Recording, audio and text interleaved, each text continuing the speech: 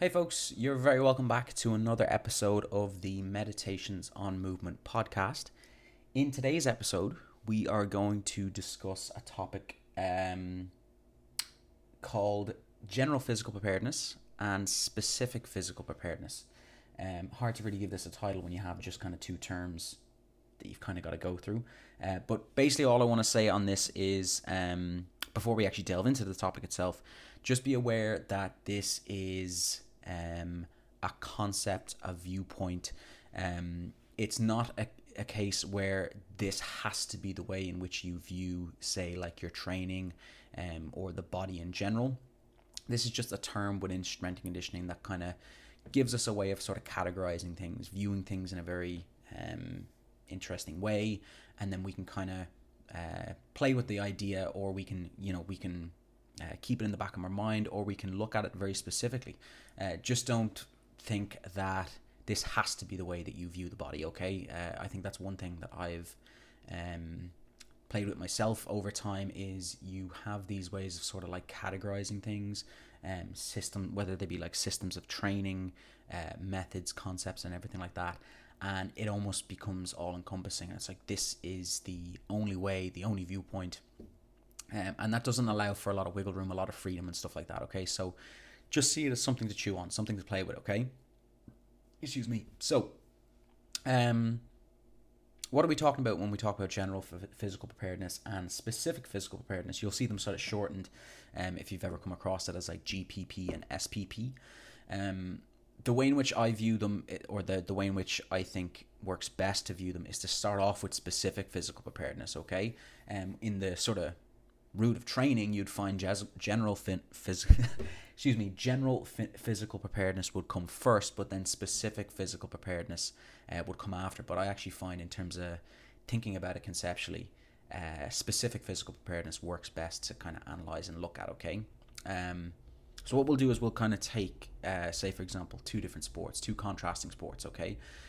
When I say two contrasting sports, think of the physical preparedness that is necessary for those sports. So there are certain demands within certain sports, and there's a physical preparedness, a specific physical preparedness necessary for those sports, okay? Two sports, say for example, darts and mixed martial arts, okay? You can understand then that the two different sports have two sort of like varying demands, okay? You can look at a sport like darts, okay? Very specific in what you need to develop for the body physically. There's not really a lot when you think about it, okay? It's not to take away from the sports of darts, but it's to sort of realize and understand that there's not a lot of specificity in terms of physical preparedness that's really necessary, okay? While you would argue that, you have to gain a lot of repetitions to be able to obviously actually go through the process of being very accurate with your throw, there's not really a massive limitation on, say, like the strength, the cardiovascular system, all of these different things that might be sort of like physically demanding on the body. There's not really a lot in darts. You'd argue to some degree that you have to have a elbow joint that is conditioned to throwing that many darts within a night and stuff like that, but that would become very basic within the sort of preparation for a sport like darts, okay? There are other areas, certainly, like the mental side of a sport like darts, where you have to be very focused. You have to not let the other person's performance rattle you too much. You have to know when to push a pace. You have to know when to not get phased by a certain play, when to slow the game, and all these different things that wouldn't really be classed as sort of like the physical preparedness are super necessary within that sport, okay? So once again, not trashing on the sports of darts, there's just not a lot of physical preparedness that's really necessary for that sport, okay? Contrast that then with a sport like mixed martial arts, okay? When we think about a sport like mixed martial arts, there's various different ways in which we have to be physically prepared, okay? We have to have a well-developed cardiovascular system, or we have to have what would be termed a specifically developed cardiovascular system for that sport, okay? The activity that you're going through, typically, like you take, you're going to be doing, say, anywhere from 3 to 5-minute rounds. Other organizations might have, let's say, like different restrictions on the round length. depending on sort of like whether you're an amateur or professional as well. It might depend. It might be a 3-minute round as opposed to a 5-minute round. whatever way you sort of look at it doesn't really matter. There's still a specific type of cardiovascular fitness that you really need to have for that. Okay. It's not in the same way that you would need to develop cardiovascular fitness for, say, like marathon running, where the main sort of way in which you develop it is for that sort of continuous cardiovascular demand, whereas a lot of stuff in MMA is very kind of like on off. You've obviously got to pace yourself, but you've got to be able to obviously go for sort of like a sprint in terms of, say, like throwing strikes in a very short, sharp manner, but then kind of recovering, coming back. You've then got the ground game, being able to kind of handle the pressure, knowing how to pace yourself, knowing when to sort of to push the pace as well. All these things that kind of need to be taken into account in terms of the development of the cardiovascular system. And that's just, say, like one aspect that we've looked at.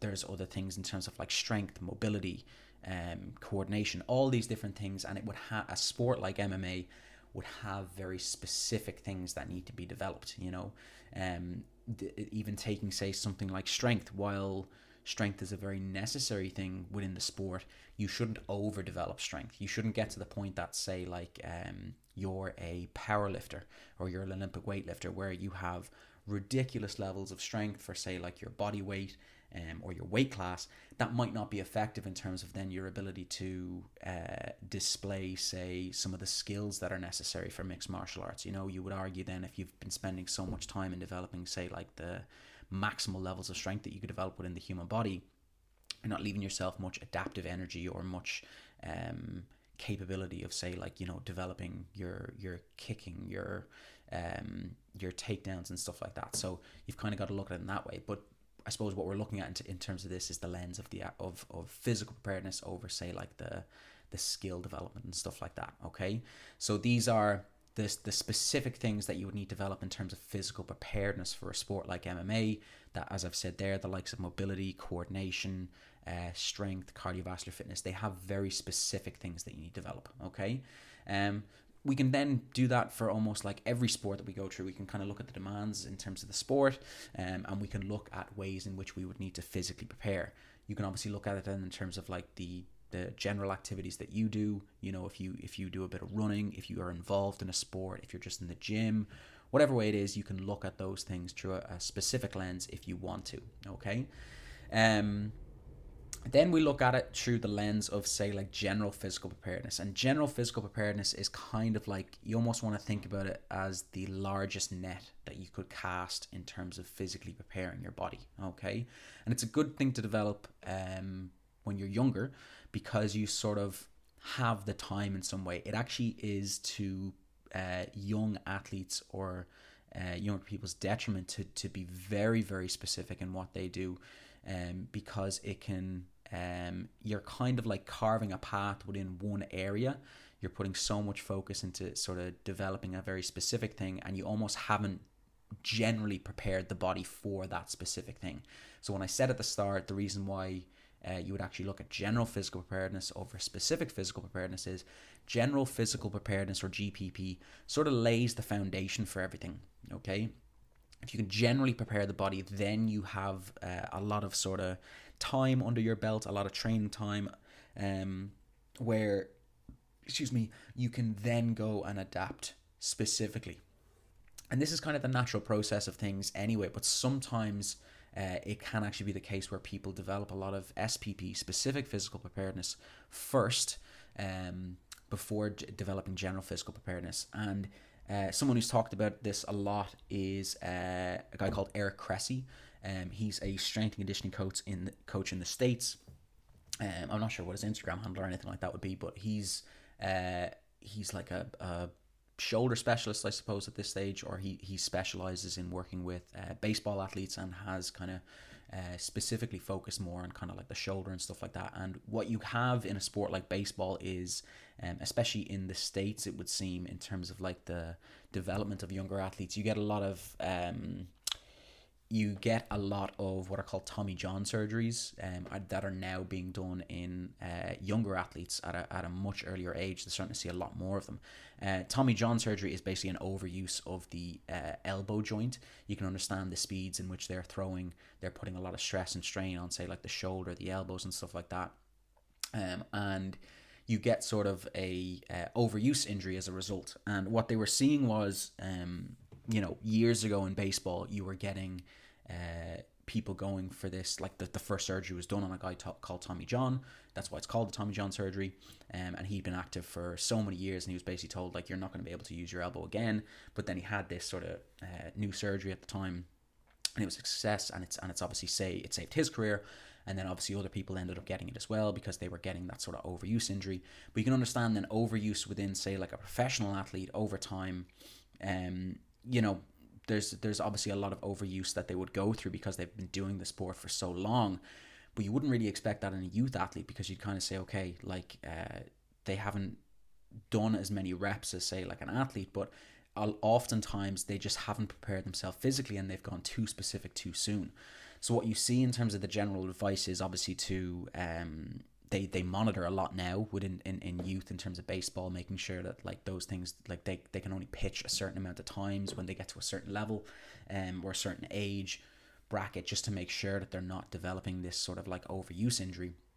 But another thing then is to focus less on sort of like the specific development, but to focus more on the general development. And that general development can come in many ways. Like it can come in, say, like the gym work that they're doing in a sport like that, or it can come in the idea of, like, when you're young, just doing as many activities as possible, not pigeonholing yourself into one type of activity, not doing a solely lower body dominant sport, or not doing a solely upper body dominant sport, not doing a solely cardiovascular demanding sport, doing these sports that require, or multiple sports that would develop a lot of the systems within the body, so that you have this sort of general development, this wide net of development within the physical preparedness of the body, so that you can, you can do better in the future. Because when you do start to then go into the specific nature, is you've already developed, say, like multiple systems, and it's much easier for your body to take on these specific things.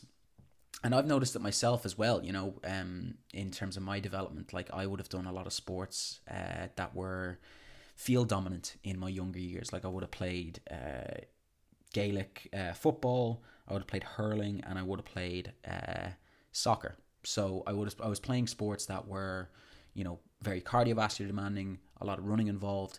But you can understand with them, like, there's a little bit of upper body in terms of what they're doing, but it's not as if it's not as if they're upper body dominant in the same way. Like, hurling is, obviously football is a little bit to some degree, but they're not upper body dominant in, say, the same way boxing is, So you can understand then the lower body development that was going on at the time was more to do with, say, running. And it meant then when I got into the likes of kung fu, Chinese kickboxing, or sanshou as it's called. I got into Brazilian jiu-jitsu, other different mixed martial arts as well. So the thing that I noticed then was, it was funny because I had done lower body dominant sports where I was very rarely, kicking high, for example. It meant that when I went in to do like mixed martial arts, when I was kind of like 14, 15 at the time, I'd had so many years of sort of adapting in a certain way with my legs that my hips were just useless, is the only way I could sort of put it. I would go to throw kicks, I would do all these different things, and I just had no ability to kick high the same way other people had within the sort of classes and things that I was competing in. It took a bit of time to sort of develop in that way, but you can understand then the very specific nature of the things that I was doing, although I was doing multiple things, and it sort of developed me in some way. It wasn't giving me that overall development of sort of general physical preparedness that you would sort of hope at an age like that. Okay.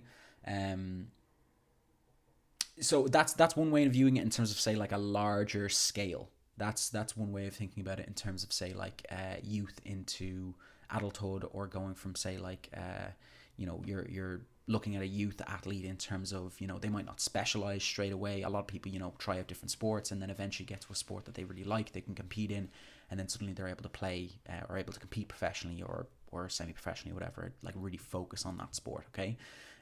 But a lot of the time, the best way to sort of develop in that realm is, not to over-exhaust the one specific sport or the one specific nature, and to actually develop a more robust, physically prepared body. Okay, that's maybe the long-term look and viewpoint of what is the difference between GPP and SPP.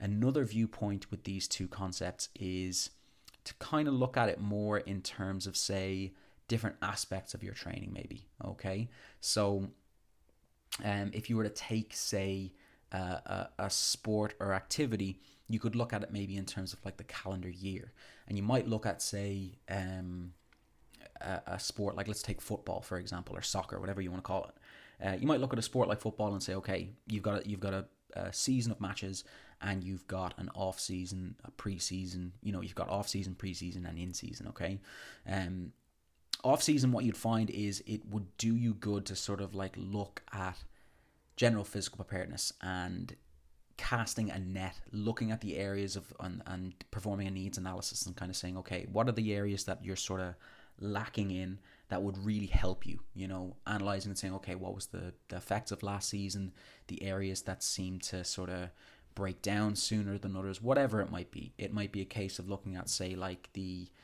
mobility of the body, the general strength of the legs and stuff like that, and developing those within sort of the off season. Another area then is you're sort of going into preseason. So you might look at preseason as sort of like ramping up in terms of the cardiovascular fitness. You're starting to do a lot more skills-based sessions.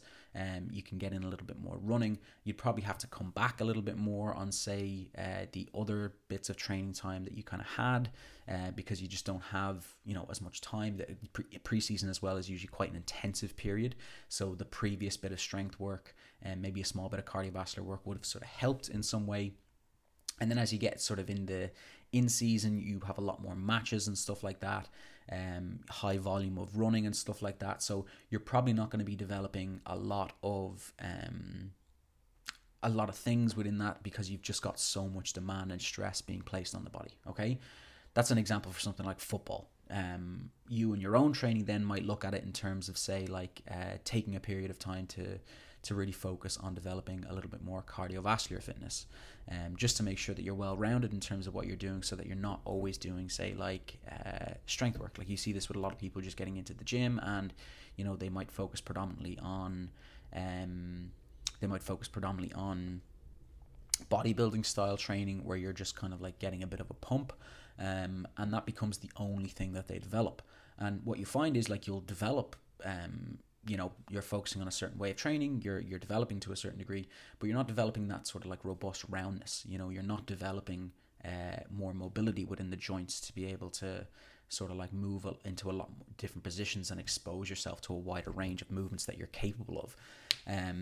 Maybe a sport like powerlifting as well, people get into when they come into the gym and they're only doing their squat, benching and deadlifting, and you can see themselves becoming so highly adaptive to these very specific movements that there are other areas that would be, beneficial in some way. There'd be benefit to, powerlifters or bodybuilders performing a little bit of cardiovascular work, because you're going to be better able to recover in terms of your like training, even between sets and stuff like that. You're going to be much better able to recover as well. So you can see how all of these different areas sort of like help in a certain way. So once again, it's certainly a lens to take. You're looking at sort of the specific nature of the things that you do, the activities, the sport, whatever it may be, and you're certainly becoming aware of like what's specifically needed for that. But then you're looking in terms of the general nature of physical preparedness, and casting that sort of like wide net and saying, okay, well, what are these other areas that are sort of valid in some way? They might not be specifically valid in terms of the physical preparedness, but they are sort of generally valid, and they're it's like the base of the pyramid that you're sort of building on. It's come up in terms of my training, although it might not be something that I keep in mind all the time in my training in terms of GPP and SPP. It sort of makes me aware of the years that I would have put in terms of effort and training when I was younger, whether it be sort of the sports that I was playing in terms of developing, say, the cardiovascular fitness that I had, the years of sort of like bodybuilding and strength training style work that I got into in the gym. I'm sort of grateful for those years, because now the work that I'm doing in terms of, say, more movement, acrobatics, wall work, all these different aspects, I have that foundation. I can go up onto the wall and I can perform pull-ups, And while I might do something, while I might find that there are movements that are outside my capability right now, a lot of the time it just takes, a little bit of sort of fine tuning within the body that I'm suddenly going to be able to get them a lot sooner than someone who maybe wasn't as physically prepared, maybe didn't have the years of development that I've had, and can't get it maybe as quick, as soon, because they don't have those areas developed. You can understand then, say for example, if we were to go, and if me and some other person were going to go and do a session, and we were to go and take, say, like a movement that neither of us can actually perform, there's a strong possibility that, say, I have the ability to get it sooner than the other person. If their cardiovascular fitness isn't as good, they're not going to be able to get in as many reps. They're not going to recover a little bit worse because my cardiovascular fitness is a lot better. Okay, that's one way of sort of like viewing it from that sort of general perspective, where you go, okay, if I've spent the years developing a lot of that general capability, I am now suddenly going to be able to perform much more specific things a lot better as well. Okay. Do I have anything else to say on this topic? I suppose I just want to recap again, just in terms of saying that remember, it's a lens. Okay, it's a concept. It's not written in stone that you need to focus on GPP and SPP within your training. It's just sort of a general way of sort of viewing things, and something that you can digest and sort of chew on yourself. Okay. Before going today, what I want to mention is I've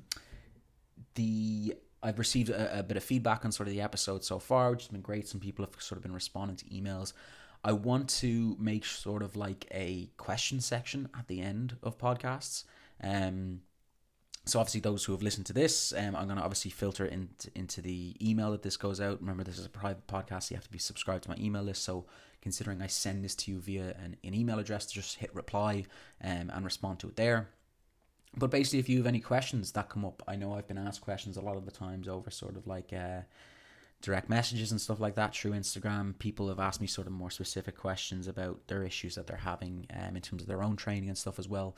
So if there's any topic that you actually want me to discuss on the podcast, just send me a message. Just hit reply in terms of the email that I send you across, and I'd be happy to discuss. I'll take it as sort of like a topic, or I can just do it as a section of the podcast as well, maybe near the end if I have the general topic myself that I go through, and then maybe leave like 5-10 minutes near the end to sort of go through a specific question. Okay, so it helps me just give me an idea in terms of what are the things that you actually want me to discuss, and then obviously helping you out specifically if it's a specific question, a specific topic, whatever it is. Okay. But for the moment, I hope you enjoyed that. I certainly know myself, it always helps when I go through this myself in terms of the thought process, the lens that I'm sort of looking at things. So to discuss a topic like GPP and SPP, it's sort of interesting. It stretches the brain. Okay, so I hope that sort of helped yourself. I'm sure if it's left you, any questions and stuff like that. Like I have, I as I said, I'm sort of going through a lot of the emails that I would have sent out to a lot of people when I first came across here to Vienna. So I'm going by the email that I would have sent across on GPP and SPP. A few questions that I left near the end was, what areas of the body are limited in terms of their development. That's one question to kind of ask after this podcast. Where am I maybe lacking, strength, mobility, whatever the sort of thing that you want to consider. What ways am I trying to make this easier but actually sacrificing long-term development? And that's something to consider then in terms of developing SPP is, although it might be super necessary right now, is there a potential to be sacrificing, say, like long-term development by only focusing on one specific thing, one specific area? So all things to chew on, okay? If there's any questions off this podcast itself and you want me to respond via email, just send an email to me replying to the email that I sent this to you from, and then obviously give me a bit of context as well of potentially questions that you wanted me to discuss in future episodes as well. Okay, so that's everything for the moment, folks. Thanks again for listening in, and I'll see you on the next episode of the Meditations on Movement podcast. All right.